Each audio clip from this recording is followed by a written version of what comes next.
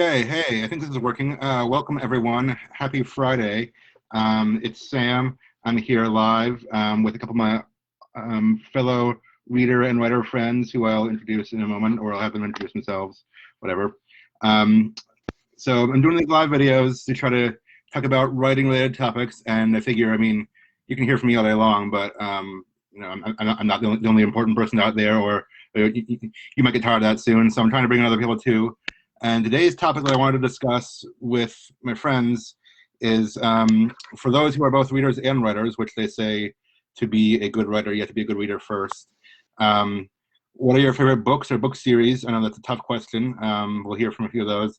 And two, how have those things influenced your writing, those books specifically, and or how do you hope they'll influence your writing? What elements from them do you want to emulate, or do you think writers can learn from?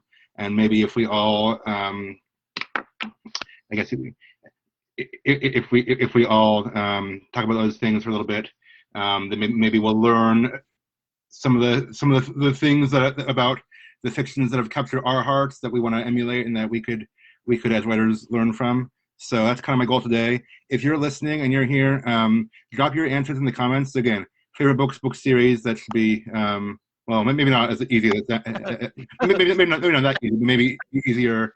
And two, how they influence your writing, or how do you hope they'll influence your writing? Drop your answers in the comments. We'd love to hear from you, or if you have just questions for anyone along the way. Yeah, I'll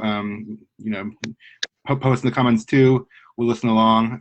But let me start talking and introduce these guys. Corbin, want to introduce yourself? I would love to introduce myself. I love talking about myself. That's the first thing you should know. Sam and I have been friends since 2008. So if our friendship is a person, our friendship is a teenager, and very angsty and moody. And I'm okay with that. So I know these guys through Liberty University, and after I left Liberty, I went to the University of Tennessee for law school. I now work in East Tennessee as an attorney, and the attorney bit is just fueling my reading habit. And at the same time, I'm also doing a fair bit of writing, some of it nonfiction, but my big thing I'm working on is a novel titled Sow the Wind, and it is a historical fiction novel of the Dreyfus Affair. So very much drawing from my experiences as an attorney, and as I'll get to in just a minute, it's drawing from some of my favorite authors as well. Great, thanks. And yeah, I was going to ask you if you didn't answer already. Tell us about your writing too. Okay, Geoff, tell us a little bit about yourself and or your writing, things you're working on. Yes, my name is Geoff. I also know Sam from Liberty University. Back in our days in the English Honor Society, which is which I guess still is called Sigma Tau Delta, and I'll let you put together what the acronym for that. Acronym for that is, yeah. Yeah. But anyway, we need a new one. Yeah, exactly. But yeah, those were good times. And yeah, we've been good friends. I guess going off of Corbin's analogy, our friendship would be more like the preteen stage. So just kind of getting up there in the teen years. But anyway, it's not a contest. You're both pretty. But yeah, I still work at Liberty actually, and I'm going there for my master's in theology. But yeah, I've done a bunch of writing projects. I've been writing since I was like 6 or 7 years old, and I figured out how to use a keyboard on a computer and come up with stories and stuff. And I've always loved stories, and I'll tell you more about how my favorite stories inspired my writing as a reader and writer coming up here soon. Cool. as you know, as most of you guys know, or if you're watching this, probably, I'm also writing. Superheroes are my big thing. I'm working on a superhero story called Fractured Heroes. Just recently finished book 2, finished drafting book 2. I'm going to be in editing land for a while, and hopefully maybe looking into possibility of publication. But that's not what I'm here to talk about today. So, okay, first part of this question. What are your favorite books? I know that's a hard question, and I didn't really script this or anything like that beyond just telling you guys kind of what questions I was going to ask. So, and I know we all have several favorites that we can talk about for hours long, but we'll try to keep it concise. Who wants to tackle this first? Tell us about one. I'll go first. Great. You know, I'm the oldest friend, so I'm going to take priority here. Now you're making it a contest. It would be a contest if you were competitive, but you know, whatever. I mean, you're a good guy too. So if I answered the question, what are my favorite books, we'd be here for the next 45 minutes just on that question alone. So I'm just going to talk about 3, especially in kind of the context of what's influenced my writing. So the first one is called Beneath the Scarlet Sky by Mark Sullivan. It's about a Italian teenager in the resistance during World War II, and it's incredible. It's actually getting a I think a miniseries adaptation. I know BBC is doing it. I can't remember if they're partnering with Amazon or Netflix, but our favorite friendly neighborhood Spider-Man is going to be playing the hero, Tom Holland. Tobey Maguire? No, I hope so. Ben Reilly. I'm just kidding. So one thing I love about this book is how just evocative it is. I mean, too often when you're reading like a historical fiction novel like that set in the time period, you're the title, sorry? It's Beneath the Scarlet Sky. It's written by Mark Sullivan. Okay. Yeah. For any audiobook fans out there, it is excellent as an audiobook. But it just he perfectly evokes what's going on in the life of the protagonist, and in every scene. I mean, you feel the danger, you feel the stress, you feel the open-ended violence of the turns that real life can take, and it is based on a real story. Okay. So in many ways, and again, not to go down a rabbit trail, but which is going to be ironic in a minute, but the marketing story behind this. I mean, this is a book that was more or less self-published and became a runaway success on Amazon. But this is the sort of book I want to write, where you don't have the pat assurance of a happy ending in real life. And when you tell stories about real life, you got to kind of figure out how to give the story meaning by putting the audience in the shoes of your protagonist, and also making the story meaningful without making it pat or too fictional. So another book series that's really inspiring my blog, or it's not a book series, it's a book. It's called Watership Down by Richard Adams. So the hero, I mean, imagine the Odyssey. But with rabbits. In 1984. With rabbits. Rabbits. So yeah, so my rabbit trail comment a minute ago was unintentionally punny.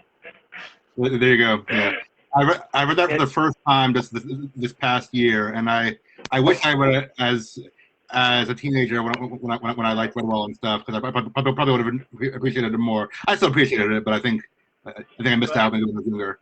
Go ahead. Well, it's literally epic, and there's kind of a mythology behind it. You know, there's one thing I really like about it is kind of the realistic way in which it weaves magic throughout the story. So even if you're not like, when I say magic, it's not, I'm using that term very loosely. It's not like there are wizards casting spells at one another. There are seers at play. There are like strong elements of fate and destiny but also free will. It's just incredible. And one thing I love about this too is the author basically developed the story while riding in the car with his two young children back in 1950s England when they didn't have radios in the car. Yeah, so he's telling these stories, like just making them up on the fly. And when his daughters got a little bit older, they told him to write it down. And Watership Down is another book that, not to go on a rabbit trail, like everybody passed on it, and the person who finally picked it up was just kind of this maverick type publisher. And when they published it, it sold out almost instantly. And I think it's been in print continuously since the 1950s. But again, that's another one where it's very evocative, and he does this incredible job of connecting the themes in the lives of these rabbits with things that we as human beings would 100% recognize and react to. So that's something I want to bring in. Sure. And the last thing I want to talk about is the Percy Jackson series. Wait. What? Go ahead. Before we move on, I was going to say, Geoff, you have an animal series, right? Also? Yeah, I'm actually writing an animal series. For my project, a children's story, and I think Watership Down did inspire some of that. Looking back, but you're writing about birds, right? Well, yeah, mine's like a modern retake on. Mine's like a modern retelling of the Ugly Duckling story, but with an epic twist to it. There you go. Inspired by your friendship with Sam, no doubt. Wait a second. Well, we are birds of a feather. I think that joke was for the birds. You're both Twitter-baited. New plan. This is the stand-up comedy hour with all of us doing puns. Not Funny really. thing happened on my way to the live video today. Yeah. No. Okay. We're just winging it. Guys. Okay.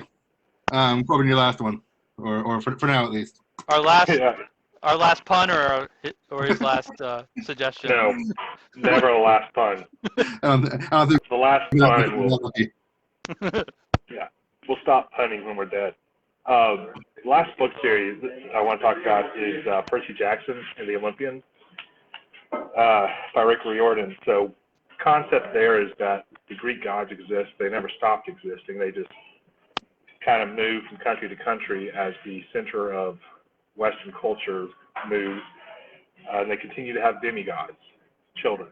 So one thing I like about it is the character dynamics, and the fans of the series have this term where they call Persassy, because Percy, the main character, is like one of the sassiest characters in a good way I think I've ever encountered. So I love the humor, and I love how he just makes the dialogue carry the story forward in these, I mean, he's talking about like monsters living in the middle of cities that the mortals don't recognize.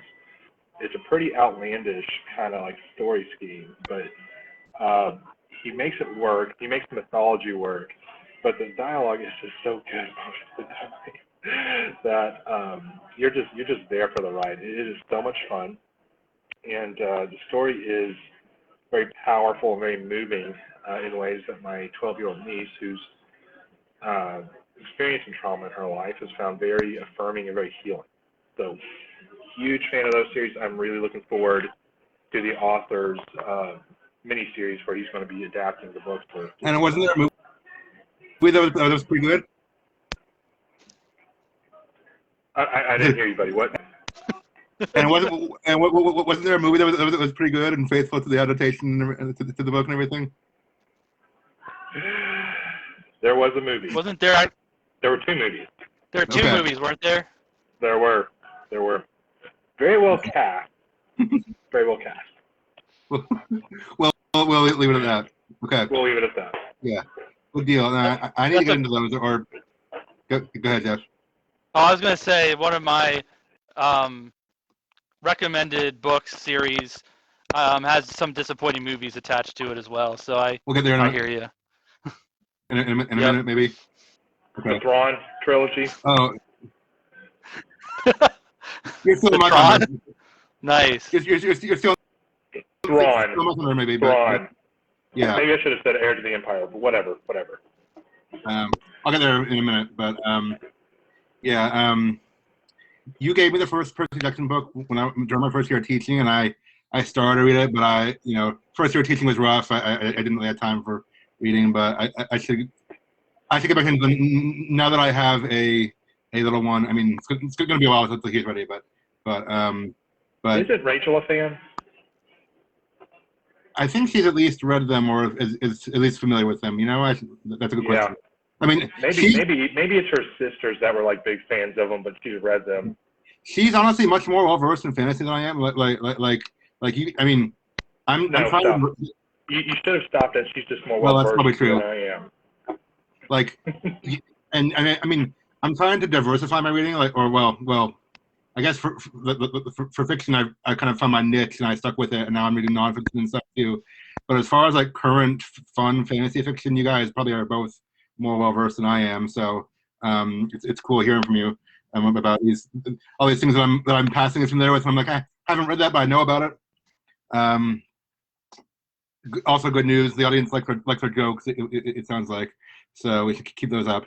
But again, for those listening along, feel free to post your input in the comments. I don't want this to be just just the three of us talking, although that's cool too. But I want to hear about your favorites and what you like about them, and what has, I guess, struck you or has stuck with you and made some of these books the favorites in your mind. And if you are a creative writer too, like some of us, what about that has inspired or influenced your own writing?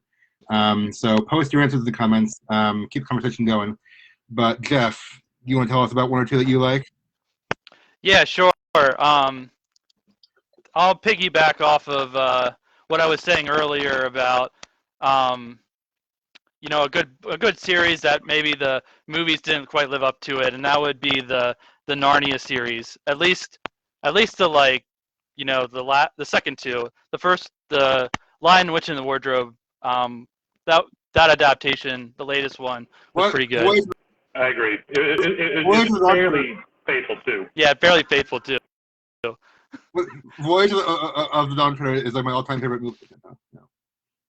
I mean, or we could talk about the old BBC versions too. Those were classic. But yeah, I brought a copy of my Narnia collection, which is nice, illustrated, and special book. I wonder if you have one like this, Corbin, or does Sam? Only true friends have them. Did I get that for you? I forget. No, okay. No, you didn't. Okay. That was just my I don't know if that feeble version attempt to try and smack talk. That version you've got is from Barnes & Noble. It was a special collected edition that they did. And I bought those by the score as graduation gifts for people.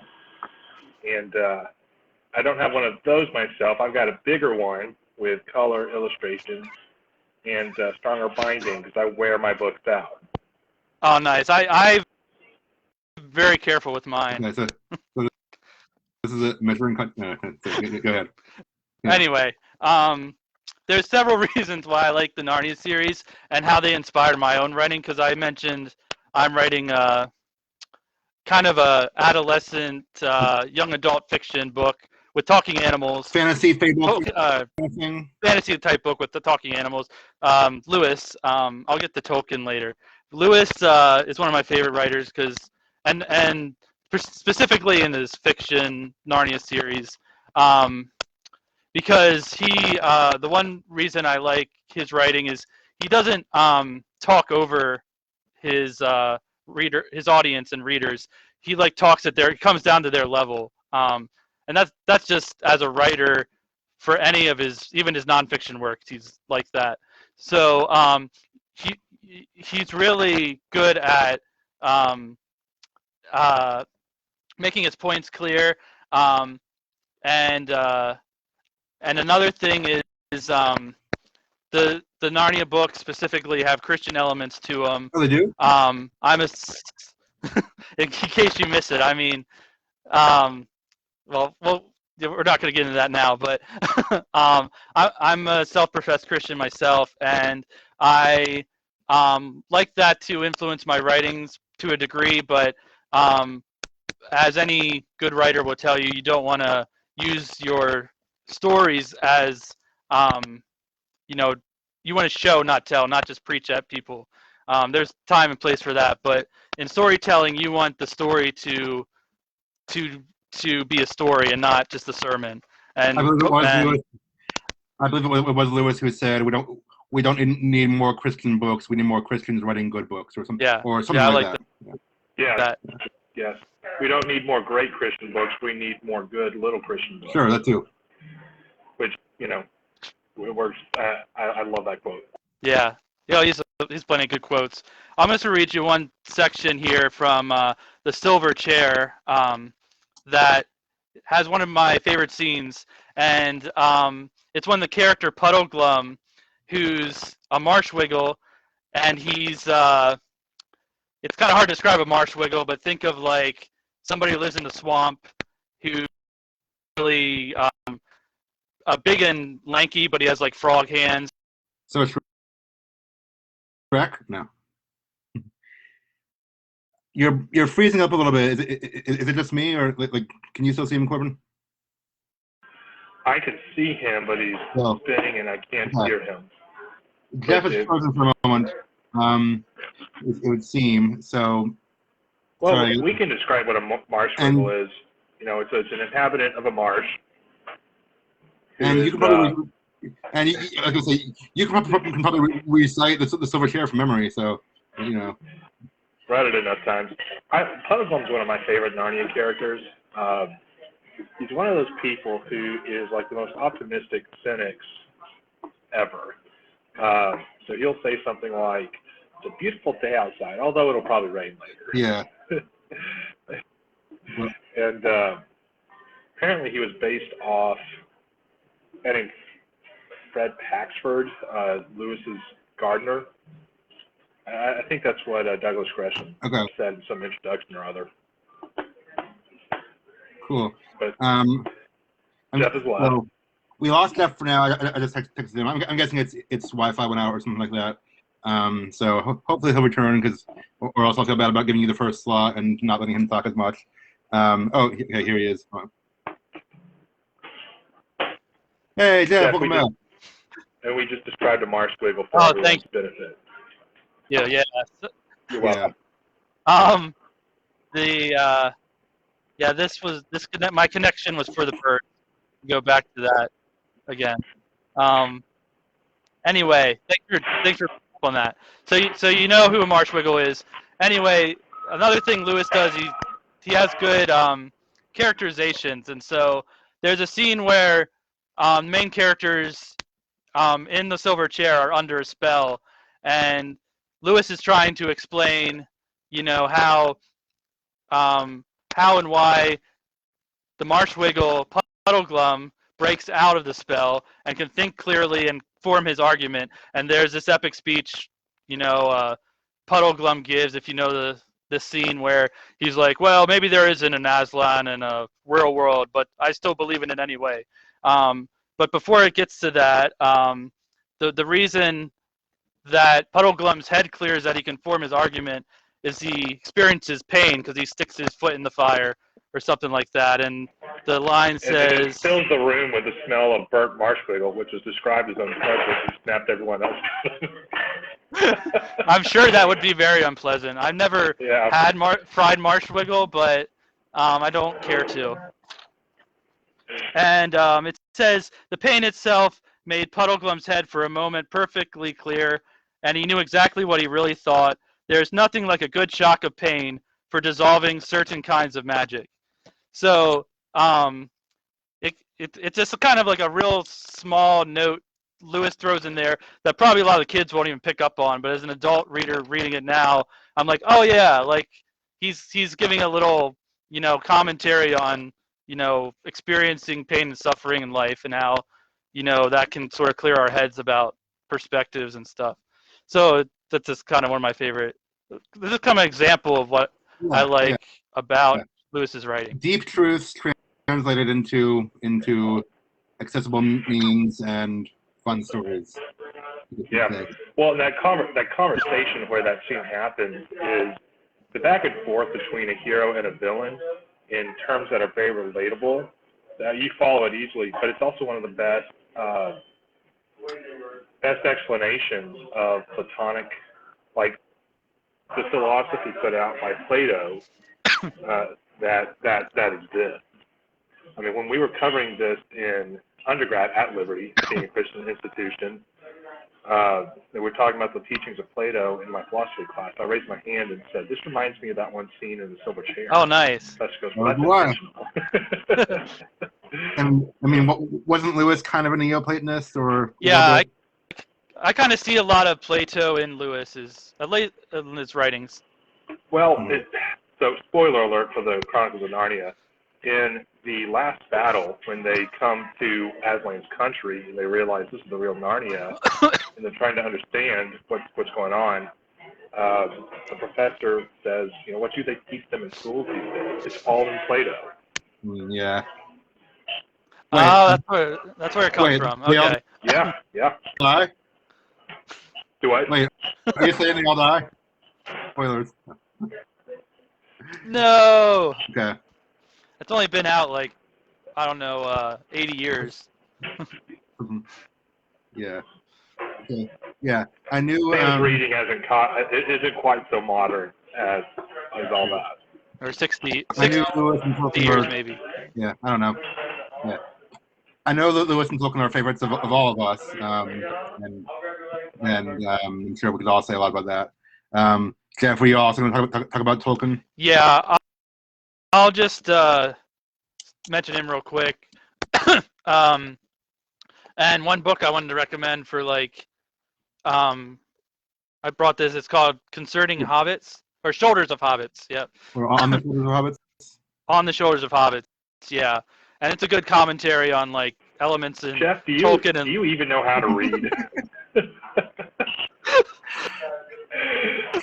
Wait, I thought this was a forum for movies. It's Tolkien. You get picture books, right? You get credit for trying. The comics. Yeah. Time. Yeah, but this is a book by Louis Marcos, so I recommend it. I think Rachel has that one. One, or at least some of that author. Yeah, he's a good commentator. Yeah. I mean, I have not read it myself. That's not a thing that I know about that actually haven't read. But it's good. There you go. Of explaining elements in both Tolkien and Lewis and that type of epic fantasy that and how it relates, not just for definitely for Christians, but anyone who even if you're not a Christian, if you just like stories of good versus evil and that type of thing, overcoming odds and good epic stories about good values and virtues and stuff. So it's a good read, and then I'll just add a note just real quick how Tolkien influenced some of my writings. I could, like Corbin said, I could spend all day just talking about what I like about Tolkien, but he's just a good storyteller too. The guy invented, his own languages for his world, great world builder, and he also weaves in good themes without being preachy. He shows, the friendship of Sam and Frodo as they're taking the ring to Mordor, and I won't spoil, the ending of that for you, but he was very against. If you did. He was very against. I'd have to give you the finger if you did that.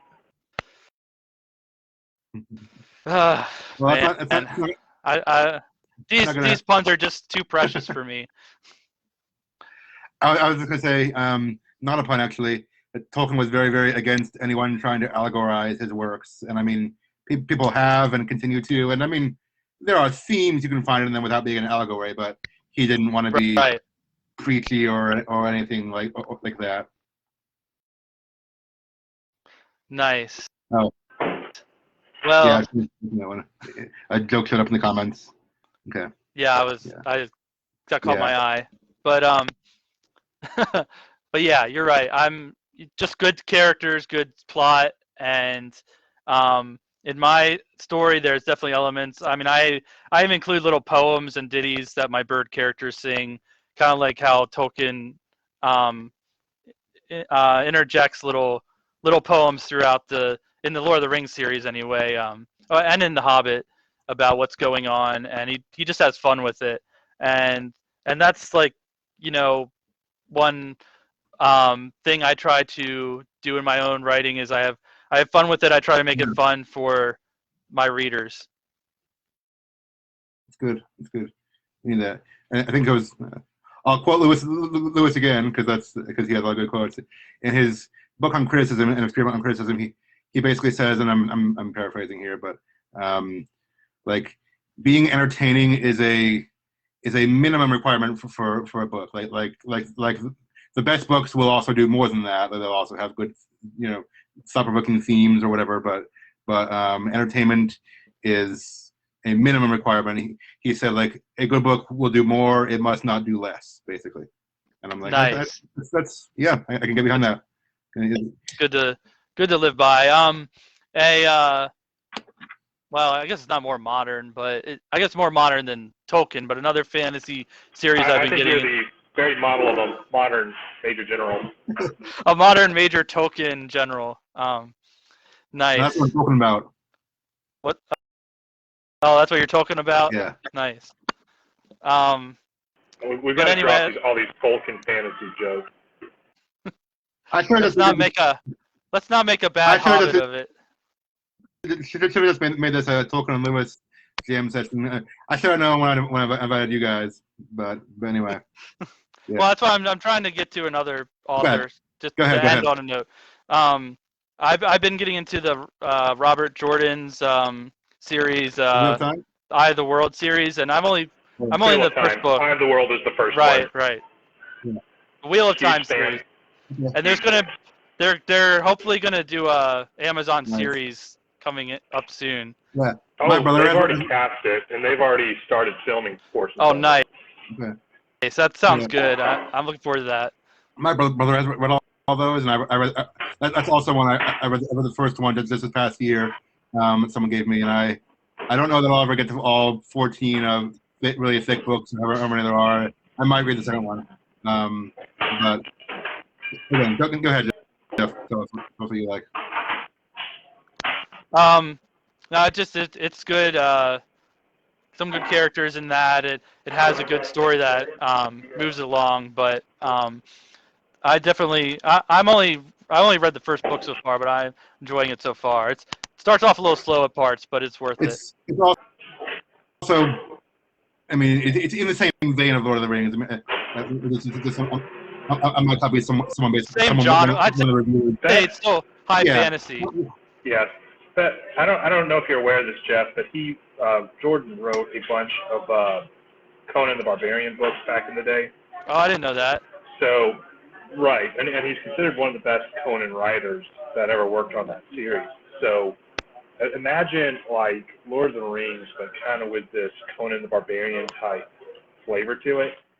And of course, not written by somebody who's as good as Tolkien, but somebody who is very consciously trying to follow that model and pay homage to the master. And that's what Wheel of Time is. So that doesn't sound like an interesting read. Either don't read it. Do not start it.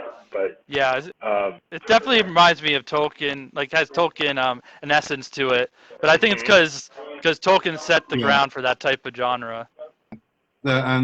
The copy I have, one of the reviewers on the cover or whatever said basically like Jordan like gives us more of the world that Tolkien created. I'm not saying it's literally the same world, but I mean that kind of fantasy. Yeah. Mm-hmm. Cool. Okay. I would say it's about as fully fleshed out as Tolkien's world was.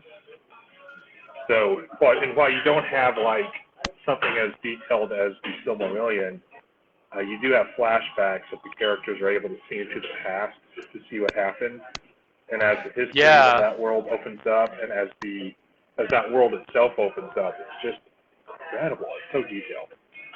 Well, I mean, when the main series is 14 big thick books long, yeah. Instead of 3, you don't really need a Silmarillion for that, I guess. But 13 big books, 1 decent-sized book. oh, okay. I stand corrected. Again, I'll remember the first one, and probably also I would have appreciated it more if I was a teen, and I had all the free time in the world. Now that I'm older and a dad and stuff, I kind of don't expect to get through all 14 of them myself, but I want to at least introduce myself to that world so I can have a semi-intelligent conversation about it. I mean, yeah. Hang on. Let me read this graphic out. Some of these info on the series. In the book, in the whole series, there are 11,898 pages. There are 4,415,036 words. Announce this. There are 2,782 named characters. oh my goodness. I think I saw that at some point. My friend Ethan, who was mentioned in the comments, may have mentioned that too. He likes those, and I heard there were like 2,000 named characters alone. Yeah, it's mind-boggling. It's absolutely mind-boggling. In the first book, there's like probably like 10, because they go from like they're traveling, so they go to different inns, and there's like probably like 5 to 10 different innkeeper names already, just that I caught in the first book. Yeah, and they're all compared to one of the main characters' father, who's an innkeeper. Yeah. Yes, exactly. Yeah. There you go. Cool. Yeah. And remember, never trust a skinny innkeeper. Right. I think my brother Henry is a big fan of those, and he's the one who kind of introduced me, and that was one of his favorite lines too, I think. So. Yeah. Nice. Mine is never kiss a girl whose brothers have knife scar wounds. Knife scar wounds? Yeah. That's it. That's a Matcham Cowthorn special there. Okay. Well, we've gone on for a little bit. I want to talk about big rabbit trail. Yeah. I was going to talk about a few of my favorites too. I know Corbin, you have to go pretty soon. But I guess before I talk for a few minutes, I would ask from this conversation, anything new you've picked up, or anything further that you hope to emulate, or hope to apply to your own writing in the future? It filled me.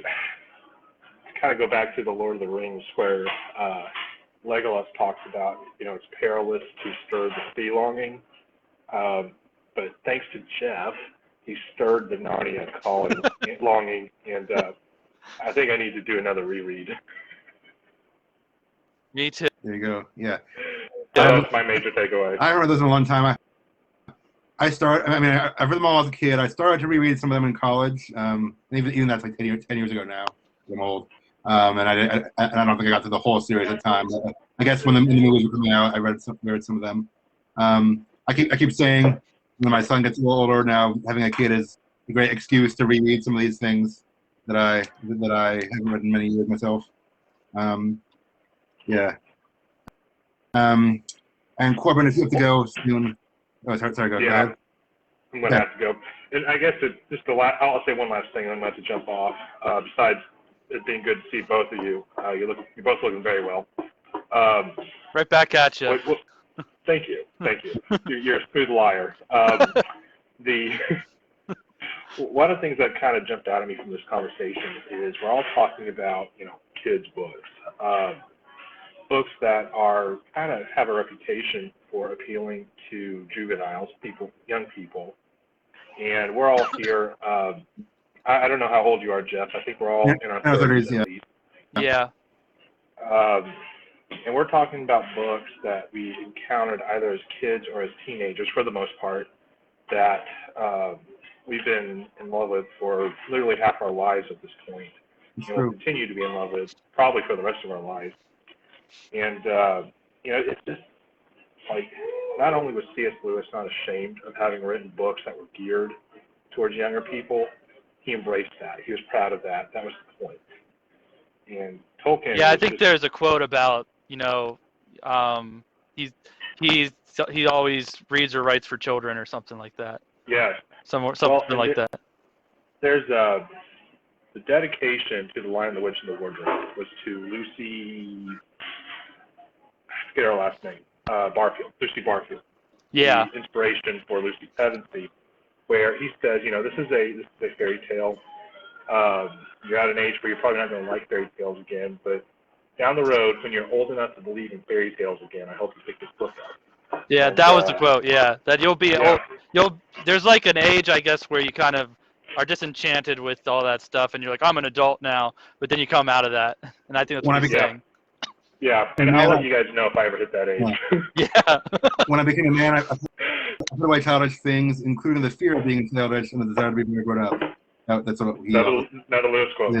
But yeah, it's just really, like, there have been times where I've been tempted to, like, smarten up my writing to appeal to an older audience so I can be taken seriously, to prove my intelligence, to prove my whatever, just to, you know, it's an ego thing, 100%. Oh yeah.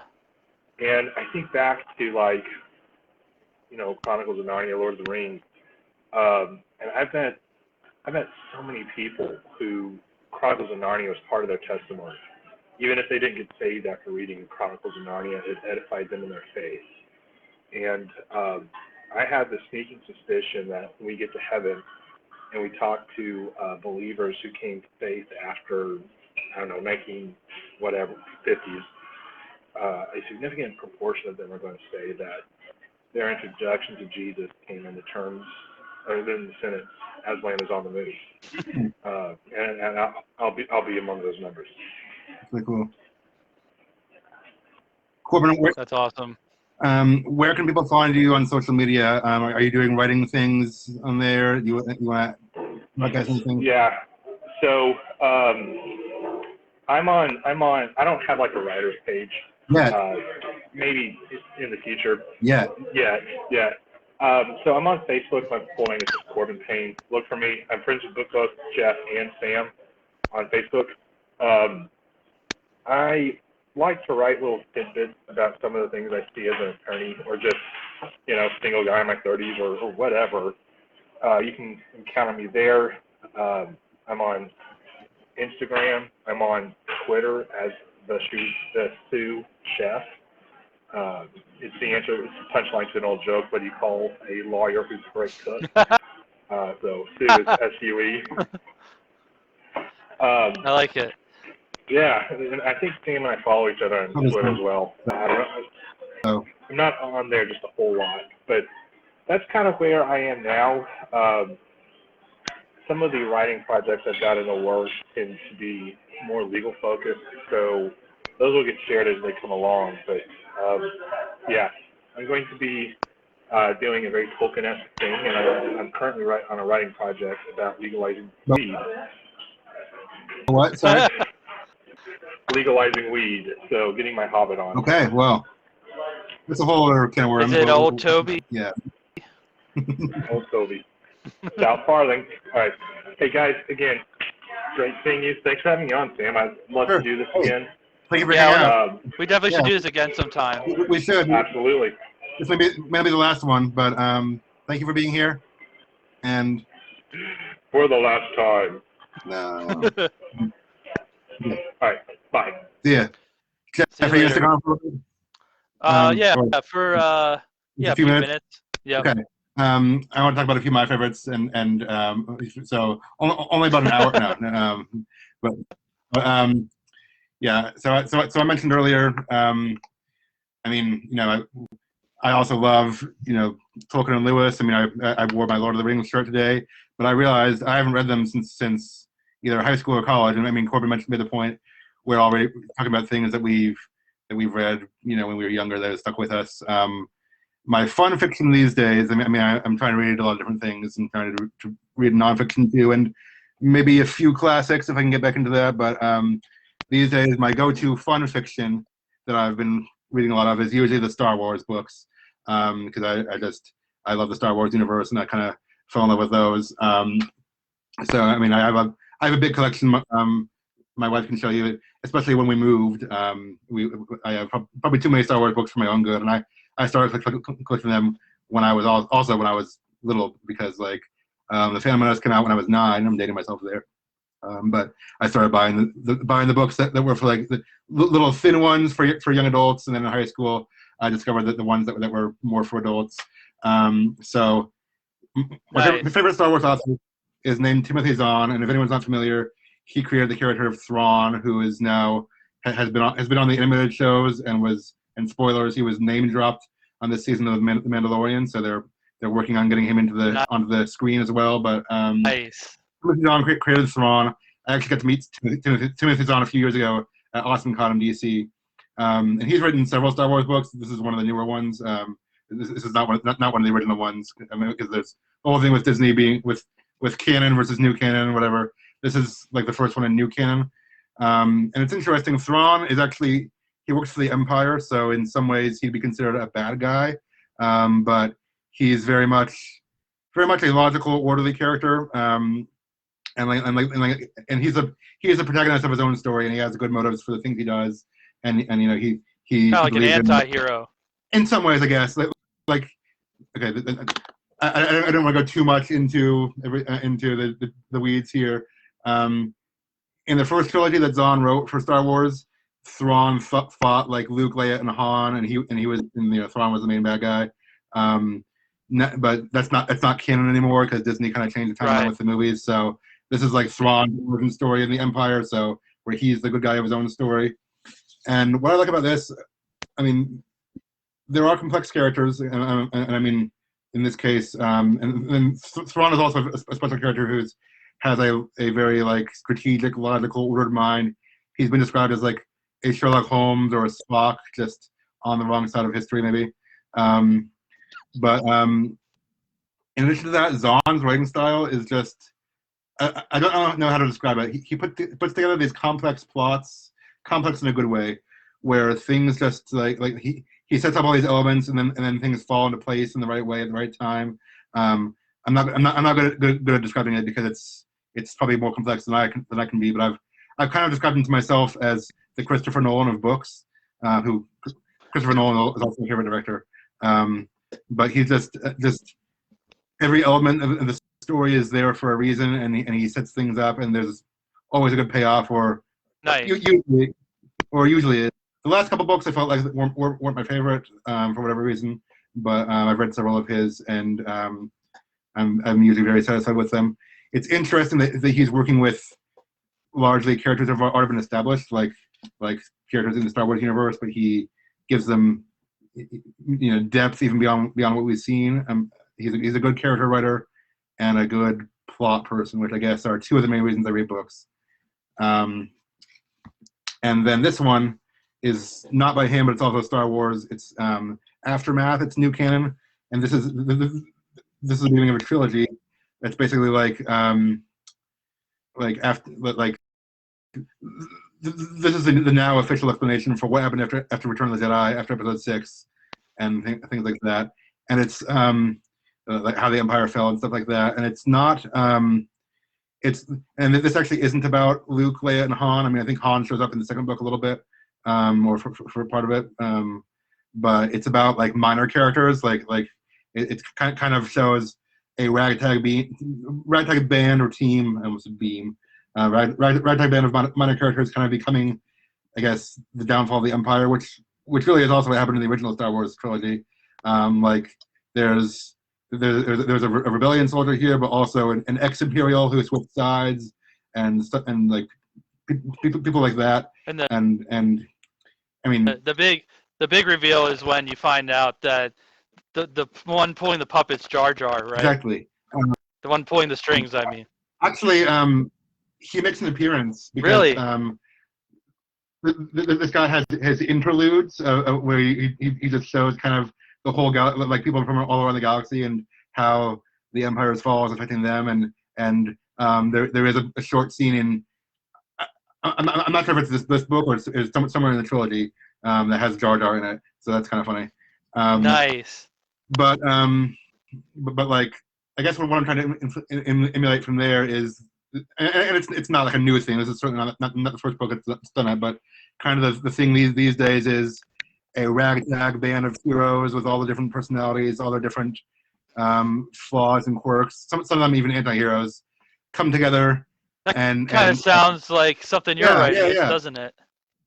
And they're the ones who save the day now. You know, I mean, the Avengers popularized this in the last 10 years. Again, I'm sure that's not the first time it's been done, but I mean, a lot of superhero stuff that seems to be the thing. And I'll do a whole I'll do a whole other video talking about superhero genre, because that's the other big influence on me, and I can't talk about that in just 5 minutes, but that's but yeah. That's one thing that when I read this one and I was like, okay, I see what they're doing. It's I mean, I guess you could say it's a trope, but in a good way, because I mean tropes aren't bad. I mean stories are made of tropes. And you kind of like the team building and overcoming their differences for the greater good type stories. Yeah. And it's fun sometimes when you recognize them, and you're like, I see what you're doing, but you're doing it well enough that I still enjoy it. So this is like, I guess you'd say found family is what it's called sometimes, or just a team coming together and overcoming the odds. And these books did it in a way I enjoyed it. I'm not gonna say it's high literature or anything, but as far as entertainment, fun fiction, it was well done entertainment. And you know, usually the first book is like all of them come together. First book usually is the origin story. It takes time for the team to come together. Second book is like they're doing stuff. They're out there on the mission, and I'm just like, okay, yeah. Like I see what you're doing. I like it. I'm here for it. So would you recommend for someone who's like interested in reading the extended universe for Star Wars? Mm-hmm. And they're just familiar with the movies, whether it's, you know, the prequels, sequels, all the movies, if they've seen them. Like, what would be a good place to start? Good question. I'll try to answer that quickly. It depends on if you're interested in new canon or not. Like, do you care if it contradicts the new movies or not? Yeah, I don't. I guess I wouldn't care. Okay. As long as I wouldn't get confused. Yeah. If you don't care, again, Timothy Zahn is my favorite one. His original trilogy is called it's called the Thrawn trilogy. The first book is Heir to the Empire. These came out in like the 90s. So Heir to the Empire, Dark Force Rising, The Last Command. Those are the books in the trilogy. That's a good place to start. Again, those don't go along with the new movies. They're no longer canon, but they're good. If you do care about canon and you want to stick with that, I'd say start with this one maybe, because this is like the story after Return of the Jedi. It picks up very shortly after that. I mean, it's called Aftermath, and it's the new version of what happens there. Nice. Yeah. So anyway, okay, I know we only have a few minutes. We've been on for like an hour, which is great. So I just want to get that in and talk about the fun fiction that I'm consuming these days. But what's your takeaway, Geoff? Like either as a reader or especially as a writer, anything from today that you will try to apply in the next little while to your writing and reading? I think we've you and Corbin and have already covered this, but it's still good for me to remember is you know, just rereading, you know, the classics that I enjoy, like rereading Lord of the Rings and the Narnia series and stuff I've already read, but you know, it's been a few years. Still, I think there's always new stuff to learn from reading, you know, back over your favorites. Rediscover why you fell in love with them, and rediscover why they captured your imagination in the first place. And exactly, yeah. And yeah, I might check out some of the Zahn stuff with Star Wars sometime. That's good to know.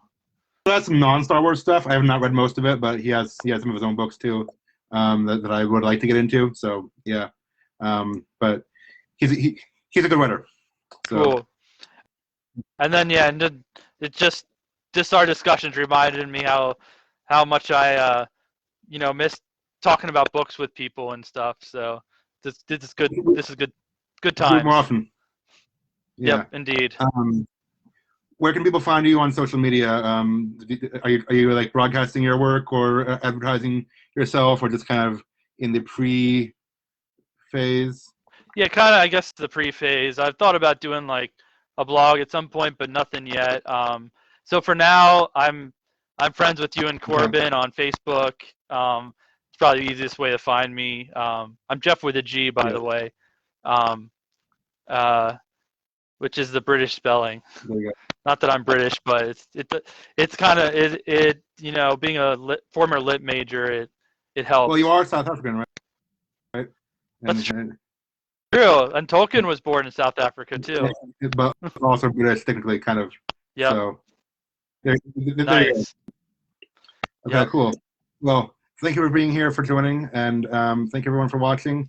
I mean, live video is over, but feel free to keep the conversation going in the comments. Anyone who likes this kind of thing, you want future discussions like this, I'm trying to do one of these at least every couple of weeks, if not every week. So go to my author page. That's Samuel N. Harris. There should be a link to it from this video, or I mean, I assume you're already there if you're watching the video, but go to the page. The first link there is in the pin post is my landing page. Sign up for the email list, and you'll get updates when I do things like this. And yeah, keep following for updates on my story, Fractured Heroes, and for more conversations like this. So thanks everyone. Have a great weekend, and keep reading and writing, and may the force be with you all. So. Yep. Okay. And also with you. Live long and prosper.